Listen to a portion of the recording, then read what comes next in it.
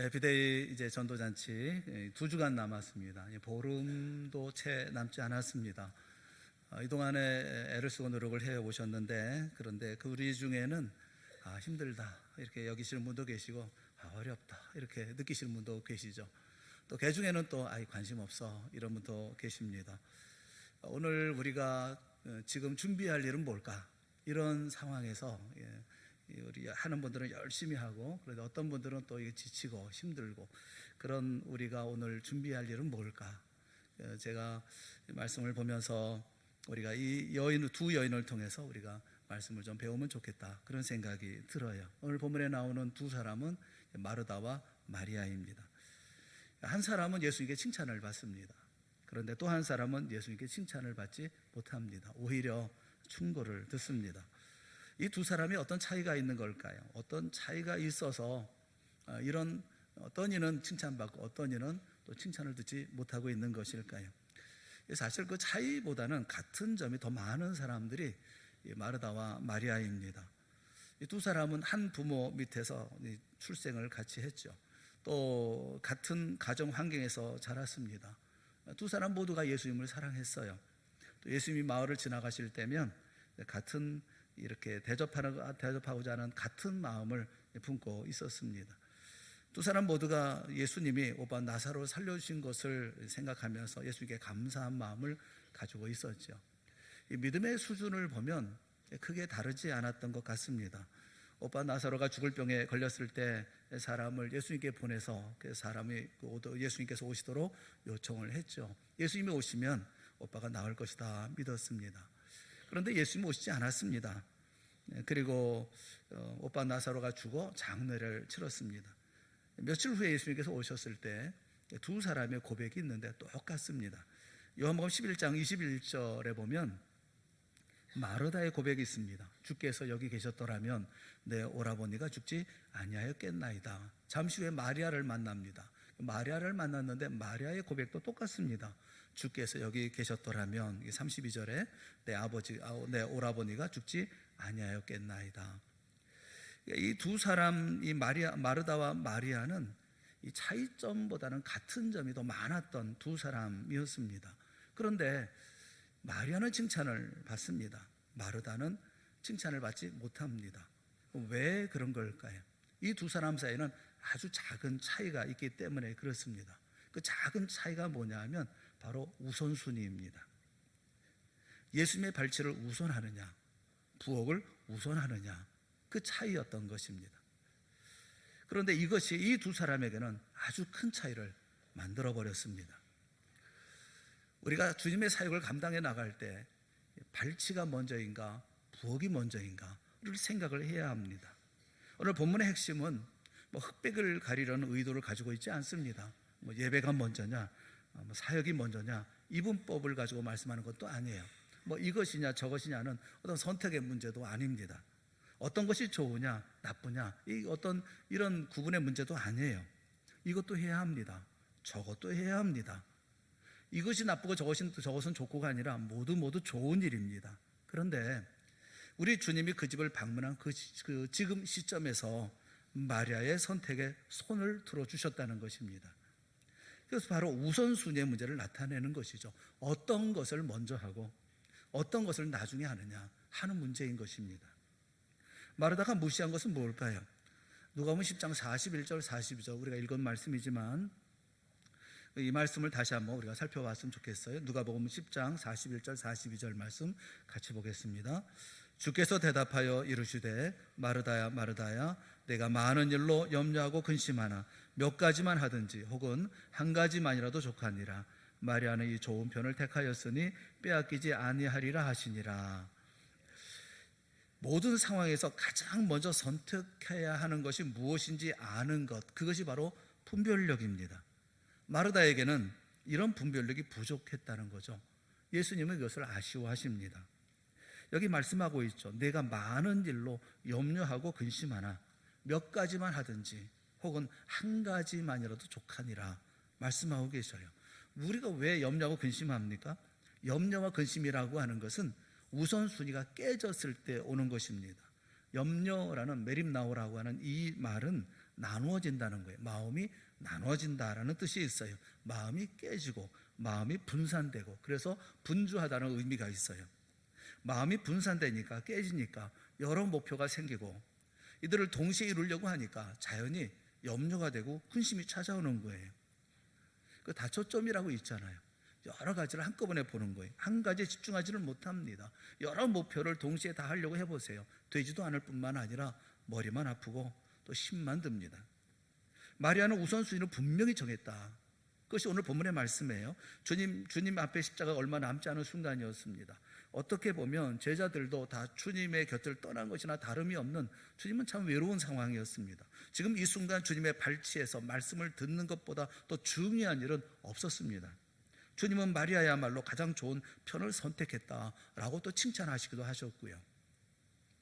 신방할 때 보면 그 주인은 부엌에서 과일을 깎고 음식을 준비하느라고 분주한 경우가 많이 있어요. 목사는 대접받으러 가는 게 아닙니다. 거기 뭘 먹으러 가는 게 아니거든요. 그런데 예배드리는 도중에도 예배 중에 커피물 올려놓으려고 일어나고, 또 밥솥에서 쿠크가 맛있는 백미밥을 완료했습니다, 이러면 얼른 또 일어나고, 그래서 본인도 집중 못하고 목사도 집중 못하고, 예배 드리는 것이 중요한 일인데, 그리고 그것 때문에 우리가 간 것인데 초점을 잘못 맞춘 것이죠. 모두가 다 흐트러져 버리고 마는 거죠. 삶의 모든 일에는 첫 단추를 잘 꿰야 합니다. 첫 단추를 잘못 깨면 계속 문제가 발생할 수밖에 없죠. 신앙생활이 다르지 않습니다. 인생이 왜 꼬입니까? 우선순위에 문제가 생겼기 때문에 그렇습니다. 정말 해야 할 일을 먼저 하고 그 다음에 차차 풀어나가야 하는데 첫 판부터 잘못 진행됐기 때문에 모든 것이 복잡해지는 것입니다. 우리가 일을 하면서 바쁘게 일하는데 왜 허공을 치는 것 같지? 또는 많은 일을 한 것 같은데 아무것도 이룬 것이 없는 것은 왜일까? 또 앞에서는 되는 것 같은데 뒤에서는 이상하게 꼬이는 이유가 뭘까? 여러분, 이런 어려움들은 모두가 우선순위를 잘못 두었을 때 발생하는 문제들이에요. 우선순위의 원칙을 간단히 생각해서는 절대로 안 된다는 것입니다. 먼저 할 일이 있고 나중에 할 일이 있습니다. 우선순위를 잘못 뒤집으면 우리 인생도 잘못된 길로 갈 수밖에 없어요. 우리 가운데 주님과 함께 말씀을 나누고 은혜 받은 후 시작하겠다라고 결심하는 분들은 첫 단추를 잘 꿰는 거예요. 근데 어떤 분들은 아침에 눈 뜨자마자 돈을 묵상하면서 자리에서 일어납니다. 할 일을 생각하면서 자리에서 일어나요. 그래서 한숨으로 시작하고 그리고 피곤함으로 시작을 합니다. 마리아를 보세요. 확실한 것을 붙잡습니다. 지금 이 순간 주님의 밟지 않는 것보다 더 중요한 일이 없음을 그는 깨닫습니다. 우선순위가 분명했던 거죠. 주님은 그래서 그를 칭찬하시는 거예요. 여러분, 교회 가운데 열심히 일하는 사람일수록 마리아의 우선순위를 배워야 합니다. 아무리 주님을 위해서 열심을 내더라도 주님의 발치 앞에서 말씀을 들을 기회를 놓친다고 하면 그 삶에는 문제가 찾아올 수밖에 없습니다. 이것을 놓치면 원망, 불평이 뒤따라올 수밖에 없습니다. 여러분, 마르다를 보세요. 열심히 일합니다. 얼마나 애를 씁니까? 요리도 하고 준비도 하고 혼자 입으로 바쁘니까 오죽하면 예수님에게 말씀드려서 마리아를 좀 돕게 해달라고 얘기를 했겠어요. 분주하게 일하는 거죠. 정말 한 사람이 할 수 없는 일들을 두 몸, 세 몸이 할 수 있는 일들을 감당하고 있는 거예요. 열심히 일합니다. 그런데 열심히 일한 다음에 기쁨이 있어야 되잖아요. 행복해야 되잖아요. 즐거워야 되지 않습니까? 그런데 그에 비해서 원망과 불평이 쏟아져 나오거든요. 열심히 일하면서 불평합니다. 열심히 일하면서 원망합니다. 열심히 일하면서 서운해요. 왜 그렇습니까? 마르다는 자기가 중심이 되어서 풀어가려고 하고 있습니다. 자기 욕심이 잔뜩 들어가 있는 사람은 다른 사람을 자기 힘으로 움직이려고 하고 내 마음대로 되지 않으면 분노가 터지는 거예요. 주님 앞에 먼저 나아가는 일이 없는 사람은 항상 자기 주도적이고 혈기 가운데 일을 하게 됩니다. 이런 경우는 늘 자기 생각과 자기 계획과 자기 주장을 앞세우죠. 주님의 의도와는 전혀 상관없는 열심이 되어집니다. 때문에 결국에는 불평과 원망이 일어날 수밖에 없고 짜증이 올라오고 기분이 상하고 마는 겁니다. 열심을 내도 열매가 없는 거예요. 여러분, 주님께 하는 말투도 보세요. 저는 보면서 이게 톡 쏘는 것처럼 이렇게 주님을 향해서 이렇게 얘기를 해요. 이걸 풀어 얘기하면 이런 얘기입니다. 주님, 상황 파악 좀 해주세요. 마리아가 지금 언니가 하는 일을 도와주지 않고 가만히 앉아 있는데 왜 주님은 방관만 하고 계시는 겁니까? 저를 좀 도와주라고 좀 충고 좀 해주세요. 야단 좀 쳐주세요. 지금 제가 누구 때문에 이 고생을 하고 있는데요. 이런 얘기잖아요. 여러분, 이것이 바로 희생자 증후군이라는 거예요. 자기가 희생당했다는 겁니다. 희생당했다고 생각되니까 서운한 거예요. 억울한 겁니다. 나만 고생하는 것 같아요. 영광은 저 사람들이 다 받고 나는 뭐야? 나는 아무것도 아니고 고생만 하다가 서운한 거예요. 억울한 거예요. 이런 생각이 마음에 가득 채워지는 거죠. 사실 교회에서 제일 무서운 것이 바로 이런 것들입니다. 섭섭함으로 자기 연민에 빠지면 대책이 없어요. 시험에 드는 거죠.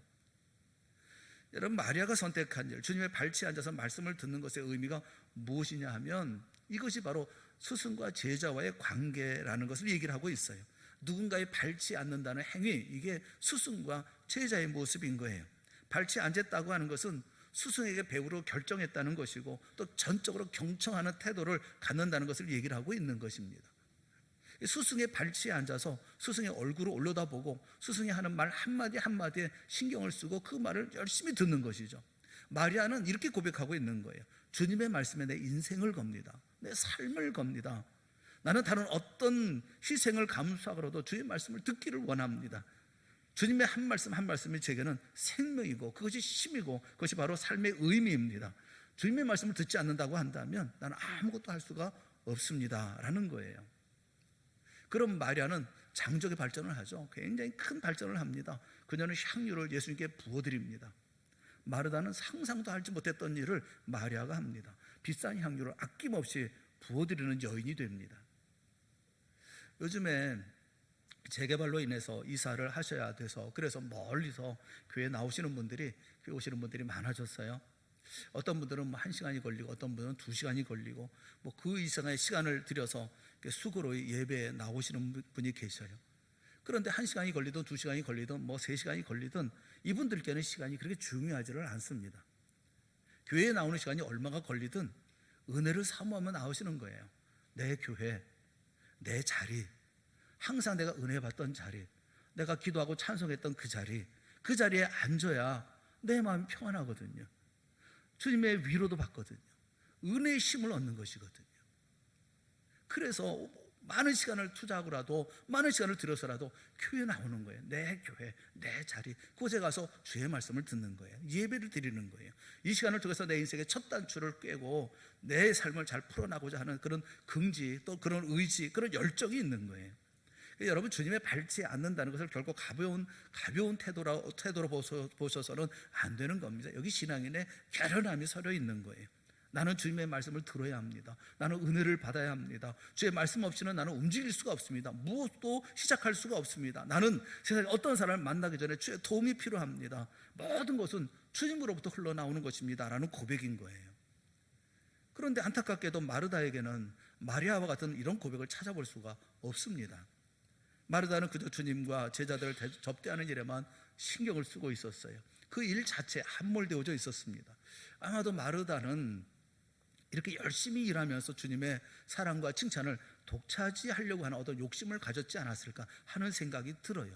그런데 스스로 열심에 빠져서 자기 만족을 추구하고 그렇게 분주한 삶을 살아가는 이 모든 것은 대단히 위험할 수밖에 없습니다.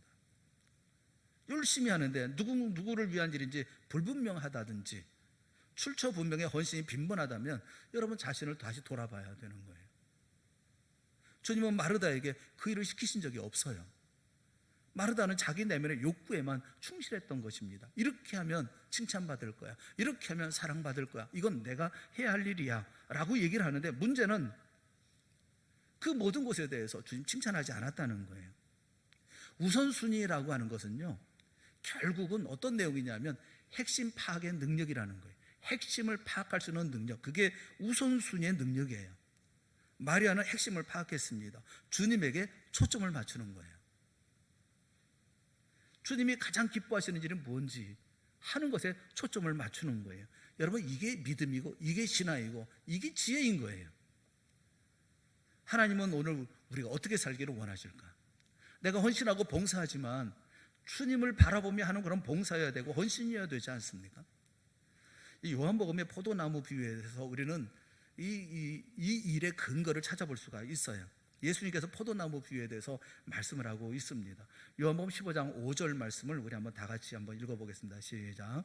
나는 포도나무요 가지라. 그가 내 안에 내가 그 안에 거하면 사람이 열매를 많이 맺나니 나를 떠나서는 너희가 아무것도 할 수 없음이라. 아멘. 여기 아무것도. 여러분, 내가 그 안에, 그가 내 안에 거하면 사람이 열매를 많이 맺나니 나를 떠나서는 너희가 아무것도. 여기 아무것도라는 우덴이라는 이 말이 굉장히 중요해요. 이 아무것도, 우덴이라는 말은 의미가 없다는 거예요. 아무런 의미가 없다는 겁니다. 무가치하다는, 가치가 없다는 거예요. 우리가 주님을 떠나서는 아무것도 할 수 없다는 겁니다. 아무런 의미도 없고 아무런 가치도 없다는 거예요. 그러므로 가지는 이 포도나무에 붙어 있어야 된다는 거예요. 주님 안에 거한다고 하는 것은 이 선택의 문제가 아니라 절대적인 문제다라고 말씀하고 계시는 것입니다. 포도나무 가지를 여러분 떠올려 보세요. 그 생사가 포도나무에 달려 있는 거예요. 나무에 굳건히 붙어 있지 않으면 아무런 열매를 맺을 수가 없습니다. 사랑하는 여러분, 우리 스스로에게 선한 것이 나옵니까? 선한 것이 나오지를 않아요. 요즘에 보면 배터리들이 있잖아요. 내장형 배터리가 많아요. 뭐 컴퓨터라든가 여러분이 가지고 있는 휴대폰도 다 내장형 배터리를 다 가지고 있죠. 면도기라든가 뭐 모두가 다 내장형 배터리를 다 가지고 있어요. 근데 이 물건을 제대로 사용하려고 하면 뭘 해야 됩니까? 충전을 해야 합니다. 충전. 아무리 멋진 제품이라 하더라도, 아무리 비싼 제품이라 하더라도, 아무리 기능이 뛰어나다 하더라도 충전이 안 돼 있으면 쓸 수가 없어요. 여러분, 사용할 수가 없잖아요. 우리 역시 마찬가지입니다. 충전되지 않으면 사용 불가인 거예요. 또 충전된다 하더라도 시간이 지나면 방전되는 거예요. 그럼 어떻게 해야 됩니까? 다시 충전해야죠. 우리 신앙생활에 방전되는 것은 당연한 거예요. 신앙의 삶을 살고 열심히 살고 뜨겁게 살다가도 그러나 어느 정도 시간이 지나가고 나면 방전되는 것처럼 다 사라져버리고 힘들고 지치는 것은 당연한 거예요. 그러면 어떻게 해야 됩니까? 주님께 와서 그 발치에 다시 앉아야죠. 주의 발치에 앉아서 그걸 충전해야 되는 거 아니겠어요? 우리 힘으로 살아갈 방법은 처음부터 아예 없었어요. 그래서 매일 주님 앞에 나아가야 되는 거예요. 여러분, 어제 받은 은혜로 오늘을 살 수는 없습니다. 우리에게는 오늘을 살기 위한 오늘의 은혜가 필요한 거예요. 오늘의 은혜가 없으면 방전된 배터리와 다르지 않아요. 하나님께서 이스라엘 백성들에게 매일매일의 만나를 주셨어요. 일주일치를 한꺼번에 주신 게 아니에요. 매일매일 만나를 주셨어요. 매일 먹고 매일 하루하루를 살아가는 거죠. 그 다음날 안 주시면 살 수가 없는 거예요. 나를 떠나서는 너희가 아무것도 할 수 없음이라. 아무리 급해도 주님께 충분히 붙어 있어야, 주님의 발치에 충분히 앉아 있어야. 근데 그 시간을 아까워해서는 안 된다는 겁니다. 나를 떠나서는 언제나 귀에 쟁쟁하게 들려지는 그런 말이 되어줘야 됩니다. 여러분, 상하고 지치고 깨지고 망가지고 삶이 뒤엉켜서 도저히 이대로는 끌고 갈 수 없는 인생이 얼마나 많습니까? 그런데 여기에 대한 해결책은 딱 하나입니다. 그것은 바로 본문의 마리아처럼 마리아의 태도로 돌아가는 거예요. 사랑하는 여러분 모두가 다 언제나 주님의 발치에 있는 여러분들이 되어질 수 있기를 주님의 이름으로 축원합니다. 주님 안에 머무르는 사람이 공급을 받아요. 무한 공급을 받습니다. 마리아는 이 점을 잘 알았죠. 잘 달리는 자동차가 있지만 자동차가 무한 질주할 수는 없잖아요. 기름이 떨어지면 아무리 비싼 자동차, 고급 승용차라 하더라도 별 수 없어요. 멈춰 서는 거죠. 여러분, 차를 몰고 가다가 주위등에 불이 들어오면 어떻게 합니까? 주위등에 불이 들어오면 그럼 마음이 급하잖아요. 바빠지잖아요. 그리고 주유소를 찾잖아요. 근처에 주유소를 먼저 찾잖아요. 내가 가야 될 곳도 있고 할 일도 많이 있지만 그러나 제일 먼저 주유부터 해야 되는 거 아니겠습니까? 주유소 찾기 위해서 애쓰고 노력하잖아요. 지난번에 25인승 가지고서 저기 장례 갔다가 오다가 기름 떨어졌잖아요. 조수영 장로님 어디 계시나요? 운전하셨잖아요. 그래서 고속도로 가는데 기름이 다 떨어져가지고 다음 휴게소까지도 갈 수가 없게 돼가지고 그래서 가까운 저 톨게이트로 빠져나와가지고 그리고서 가는데 기름이 떨어졌어요. 그 어떻게 했죠? 그냥 갔어요. 차가 쓸 때까지. 그러고 난 다음에 우리 남집사님들이 택시 타고 가가지고 기름통 들고 와가지고 그래서 기름 붓고 그래서 간신히 왔잖아요. 기억이 안 나시나요? 여러분, 급하잖아요. 기름이 없으면 차는 아무리 좋은 차라 하더라도 아무리 훌륭한 사람이 타고 있어도 차는 멈춰요. 그렇다고 한다면 주유소 먼저 찾아서 기름을 넣는 게 우선 아닙니까? 그렇다면 여러분들 왜 우리 신앙생활은 그렇게 안 해요? 징조가 있잖아요. 우리의 삶 가운데 지치잖아요. 힘들잖아요. 원망이 생기잖아요. 불평이 생기잖아요. 기쁨이 사라지잖아요. 그러면 우리 믿음 생활에 주님을 찾아야죠. 은혜를 받아야 될 거 아니겠어요? 주여, 내가 은혜가 필요합니다. 내가 충족해야 됩니다. 내가 채워지지 않으면 내가 할 수가 없습니다. 먼저 우리가 찾아야지. 끝까지 그 일을 감당하겠다고 하는 이유는 뭐예요? 여러분, 신앙의 길에도 자기 힘으로 버티려고 애쓰면 얼마 가지 못한 나가 떨어지는 경우가 대반입니다. 신앙이 뒷걸음질 치고 어느 순간 뒤로 밀리기 시작합니다. 더 이상 올라갈 힘도 버틸 힘도 사라져버렸기 때문에 그런 거예요. 주님의 발치에 앉은 사람은 그렇지 않아요. 주님과 함께 있기를 즐거워합니다. 마리아는 주님과의 친밀함을 누리기를 원했던 사람이에요. 여러분, 주님과 친밀함의 사귐을 가지고 사귐을 맛본 사람은 어떻게든 주님과의 사귐을 계속 가지려고 애를 쓰고 노력해요. 왜냐하면 그게 좋은 것인 줄 아니까요. 그게 힘이 있고 그게 행복한 것인 줄 아니까요. 하나님과의 친밀함, 신앙생활의 핵심 중에 핵심이라고 말할 수가 있어요. 마리아는 주님의 임재를 갈망했어요. 마리아에게 그보다 더 갈급한 것은 없었습니다. 이 복음서에 보면 마리아는 3번 정도 이렇게 등장을 해요. 그런데 놀라운 것은 뭐냐면 마리아는 언제나 일관된 모습입니다. 언제나 주님의 발치에 있어요. 여러분, 주님의 발치 않는 거, 그게 예배거든요. 주님의 발치 않는 거, 그거 기도거든요. 여러분, 이보다 예배보다 또는 기도보다 더 급한 일이 세상에 뭐가 있습니까? 결국 주님과 시간을 어떻게 보내는가, 거기에 따라서 나의 모든 것이 달려있는 거예요. 어떤 목사님이 책을 썼는데 그 책 제목이 너무 바빠서 기도합니다 라는 책이에요. 우리는 의아하잖아요. 너무 바빠서 기도 못합니다. 뭐 이렇게 되어야 할 것 같은데 너무 바쁘기 때문에 기도합니다 라고 그 책을 썼어요. 오늘날 대부분의 사람들은 다 너무 바빠서 기도할 틈을 얻지 못한다고 합니다. 자기 힘으로 살아가려고 합니다. 그러니 더욱 바빠질 뿐이죠. 바쁘기 때문에 기도 못한다가 아니라 바쁘기 때문에 오히려 기도의 양을 늘려야 하는 거, 이게 문제를 푸는 방식이라고 성경은 우리에게 말씀해주고 있는 거예요. 주님의 일을 하는데 힘이 붙입니까? 그렇다면 일이 힘든 게 아니라 은혜가 떨어진 거예요. 힘들다고 자꾸 입버릇처럼 말하지 마세요. 그것은 내 안에 은혜가 다 고갈되었다는 또 다른 고백입니다. 힘들기 때문에 하는 일을 줄여야 하는 게 아니라 은혜의 수로를 열어야 되는 거예요. 한 방울 한 방울 떨어지듯이 그런 은혜 가운데 삶을 사는 게 아니라 폭포수처럼 흐르도록 바꿔놓아야 되는 거예요.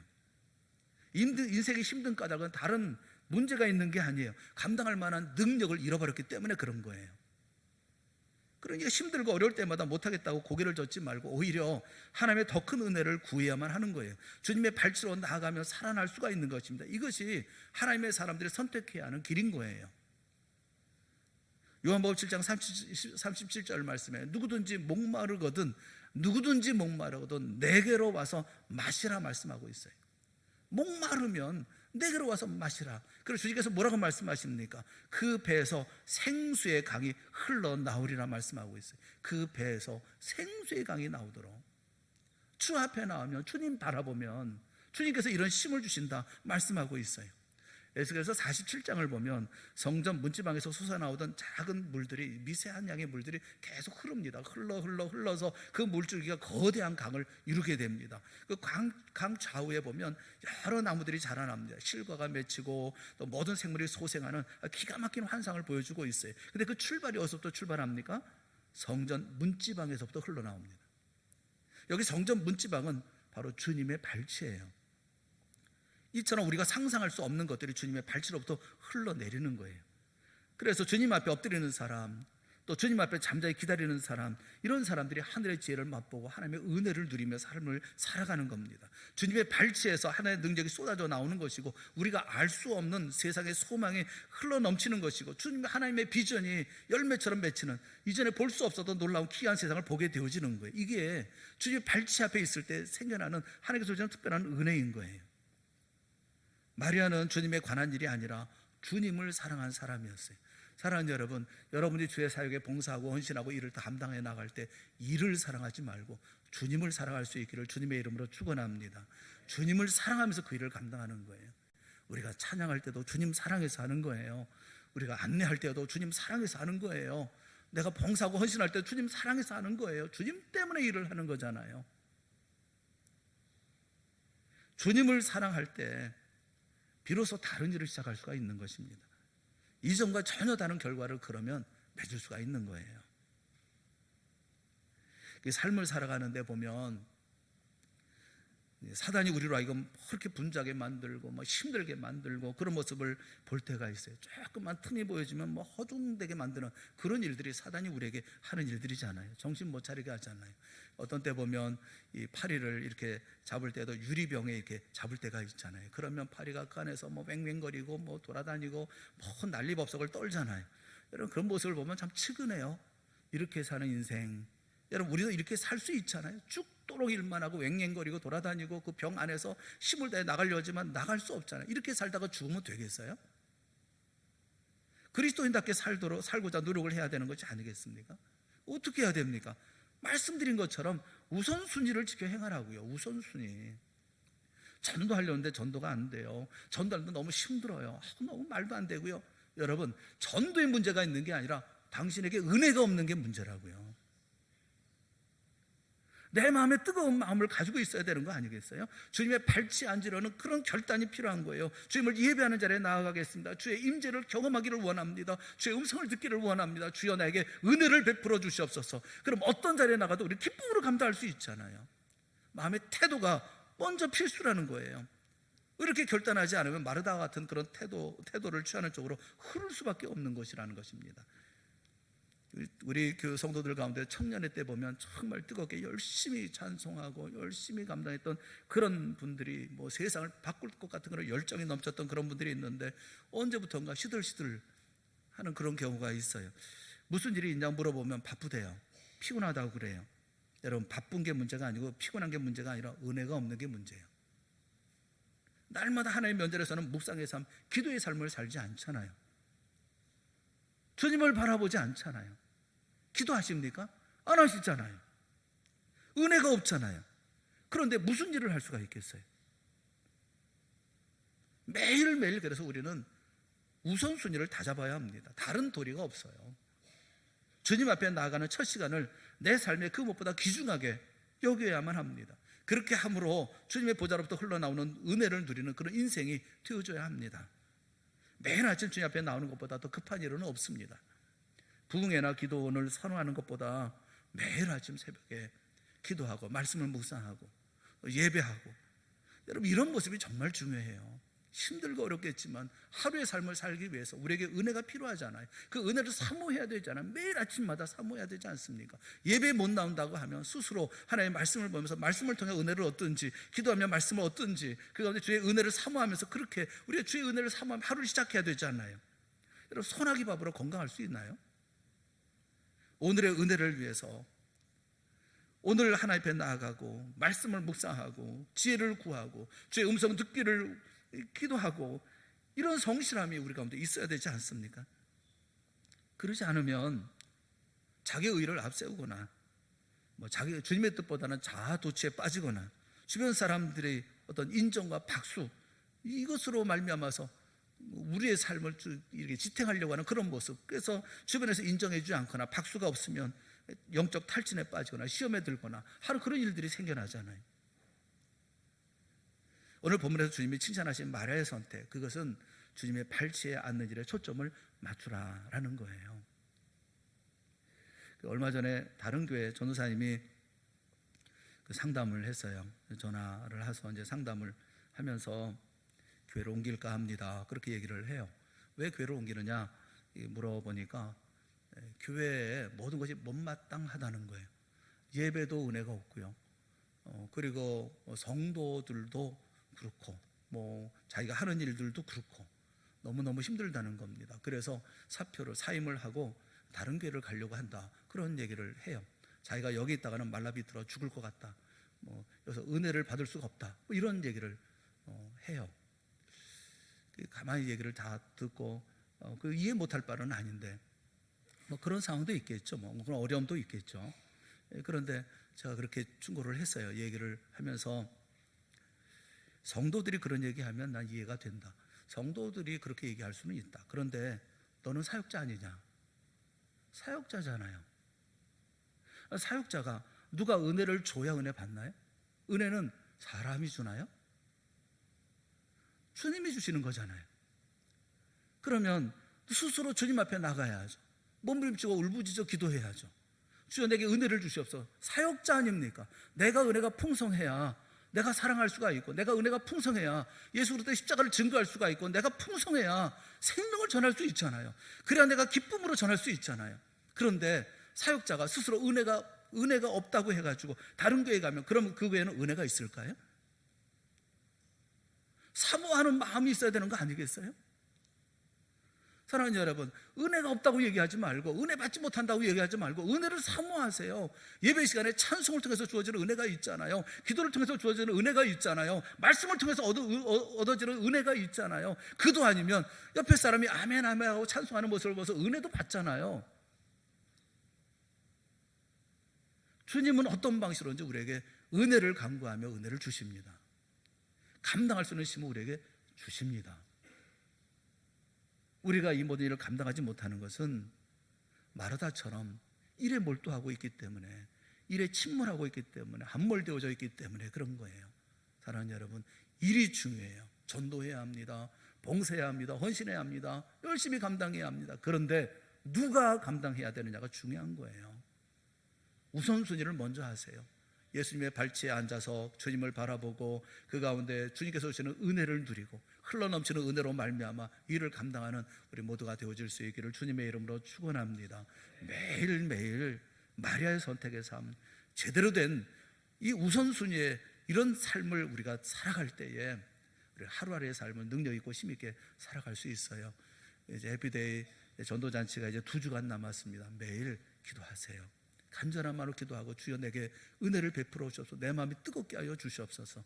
이 마음을 가지고 믿음을 가지고 신뢰, 확신을 가지고 주 역사 이루게 하여 주시옵소서. 그럴 때 여러분들은 여러분의 삶에 승리하게 되어질 줄로 믿습니다. 여러분의 가정 가운데, 여러분의 생업 가운데 주님께서 주시는 특별한 은혜를 보게 되어질 줄로 믿습니다. 특별히 해피데이 전도잔치에 하나님께서 주시는 특별한 역사를 경험하게 되어질 줄로 믿습니다. 다시 용기 내어 주 앞에서는 발치에서 주님 바라보는 우리 모든 사랑하는 성도들이 다 되어질 수 있기를 주님의 이름으로 축원합니다. 기도하겠습니다. 사랑의 하나님 아버지, 우리로 은혜 있는 사람들이 되게 하여 주시옵소서. 우리에게 이런 각박하고 메마른 그런 심령이 아닌 주님 바라보고 주님께서 베푸시는 놀라운 은혜의 자리 가운데 나아가기를 사모하는 간절함으로 주님을 바라보게 하시고 또 내리시는 그와 같은 은혜로 말미암아 넉넉하게 뜨겁게 열정적으로 그리고 감사와 기쁨을 가져 주의 사역을 감당해 나가는 우리 모두가 되게 하여 주시옵소서. 아름다운 열매 풍성히 거두는 귀한 성도 모두가 되어질 수 있도록 이 시간 큰 은혜 베풀어 주시옵소서. 예수님의 이름으로 기도드리옵나이다. 아멘. 우리 다 같이 자리에서 일어나셔서